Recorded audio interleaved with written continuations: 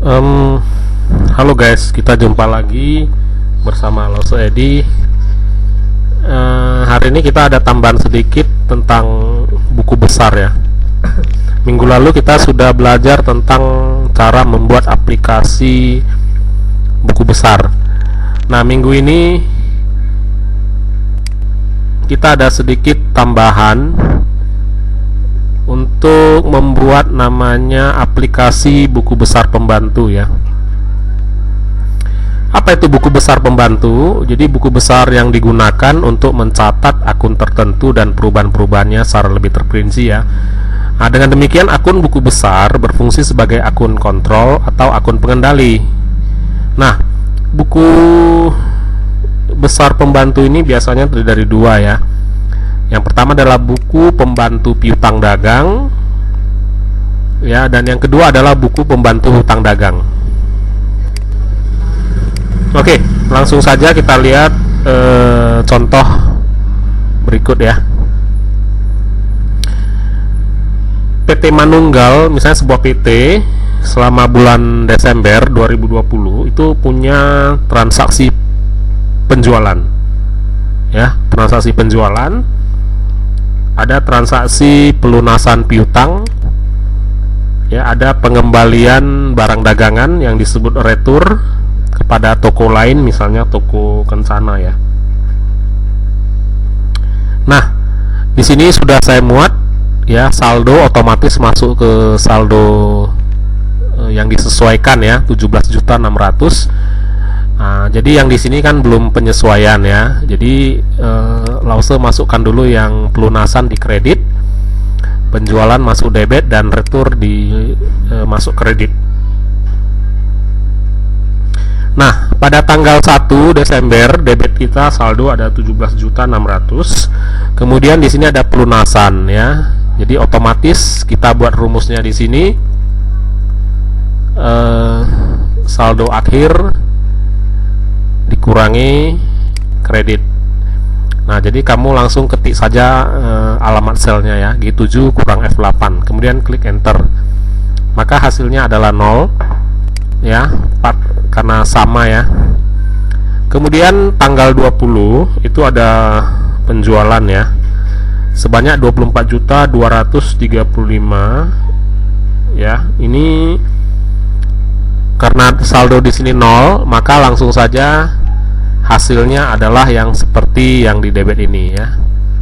Langsung saja kita masukkan. Jadi untuk masukkannya ini nggak perlu pakai copy, nggak boleh ya.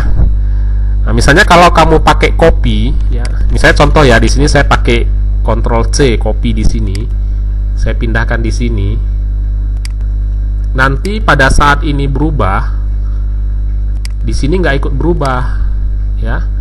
Nah, di sini nggak ikut berubah, jadi di sini adalah suatu kesalahan ya. Nah, jadi benernya gimana? Ya, benernya ini kita menggunakan alamat sel. Jadi di sini tadi 24.235.000 ya, seperti ini kan. Nah, untuk memindahkan sel ini sama dengan aja ya, ketik sama dengan, arahkan ke sel 9, kemudian enter, maka hasilnya sama. Nah, kalau di sini apa? Di sini berubah, maka di sini ikut berubah juga. Ya, misalnya ada kesalahan, misalnya kita rubah. Nah, maka bagian sini ikut berubah. Nah, itulah pengerjaan dalam jurnal-jurnal dan neraca ya, untuk Excel ini ya. Nah, jadi jangan pakai copy ya, pakai seperti cara saya tadi ya. Oke, penjualan kemudian yang terakhir dikurangi oleh retur ya. Berarti di sini kita bubuhkan sama dengan dulu, sama dengan, kemudian kita arahkan kursor ya, arahkan saja kursor ya. Jadi untuk rumus-rumus di sini ini semua pakai rumus-rumus perkalian, pengurangan, penambahan dari sel tersebut ya. Nah, ini sel G9 dikurangi dengan sel F10. Langsung saja enter. Maka saldo terakhir yang didapat adalah 23.355.000. Nah, ini adalah contoh buku pembantu piutang. Piutang paham kan artinya kan? Nah, piutang itu kebalikannya ya utang. Oke, yang kedua kita lihat buku pembantu utang ya, atau buku pembantu utang. Ini berfungsi untuk mencatat perincian utang perusahaan kepada kreditur ya. Nah, bentuknya hampir sama ya dengan piutang tadi ya, hampir sama ya. Nah,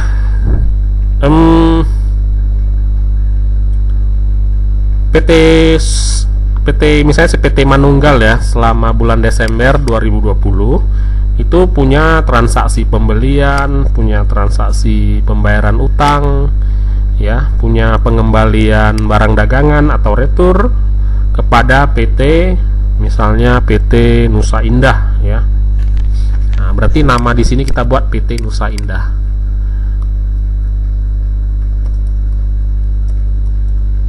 Ya. Kenapa kita buat PT Nusa Indah? Karena returnya kepada dia ya. Nah, returnya kepada dia.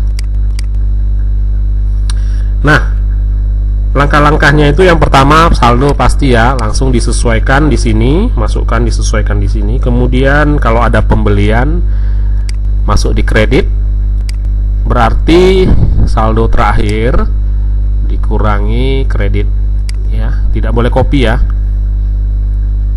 Ya, seperti ini. Sorry, ini kredit berarti bukan berkurang ya. Ini kan kredit dan kredit, berarti ditambah ya. Nah, kalau ada kesalahan langsung saja kita rombak seperti ini. Ya, H7 tambah F7 ya. Jadi kredit ditambah kredit, masukkan di sini kredit 39.600. Kemudian ada retur, karena ini debit, berarti ini dikurangi di sini.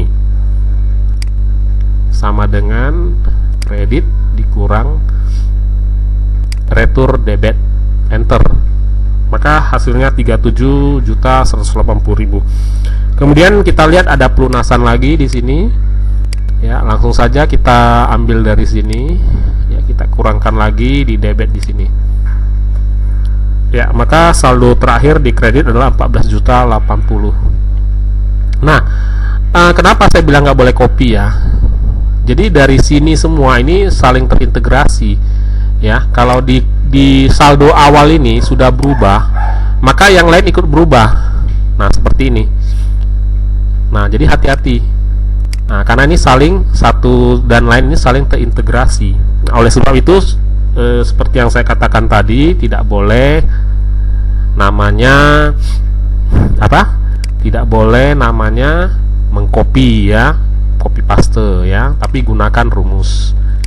Nah, kita lihat di sini kan, kalau saldonya berubah, maka semuanya ikut berubah. Ya, semuanya ikut berubah. Nah, di sini semua pakai rumus kan? Kita lihat di sini, rumus yang bebas ya, yang tidak terikat. Nah, kalau di sini berubah, ya semuanya ikut berubah. Nah, kredit di sini berubah, semua ikut berubah ya. Oke nak, bisa dipahami. Kalau ada kurang dipahami silakan ditanyakan. Jadi sampai di sini dulu penjelasan saya tentang aplikasi buku besar pembantu. Sampai jumpa di video saya selanjutnya.